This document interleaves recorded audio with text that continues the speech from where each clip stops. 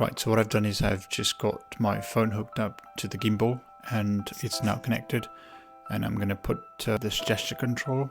Now it's on the gesture control, of course, and when I do a stop it just stops. So when I move it doesn't move, and as soon as I do this gesture control it starts to move.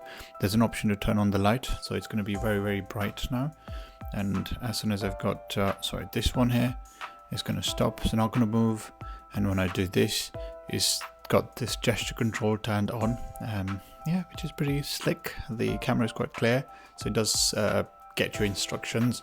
When I'm, let's say, stood up, it's probably very, very clear to know what's going on.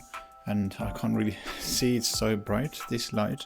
I would obviously be able to reduce this brightness, but in a dark room there's really nothing much you can do other than have the light turned on. It does make complete sense there. And look at that, it's like 360 degree, and wherever you go it just follows you, and it's able to do what it's supposed to do, I guess. And like I'm standing, let's say I'm dancing and stuff, I'm now gonna sit and it just simply captures literally everything, which is pretty cool. And just for clarity, this is what it looks behind the scenes, and just have a look at what I'm gonna do now.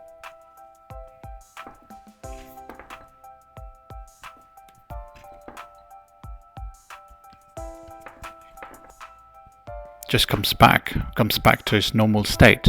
And I've got the rural control over here, and now this is the flash that's turned on behind the scenes, and I'm going to quickly just do a gesture control to just give you a quick idea.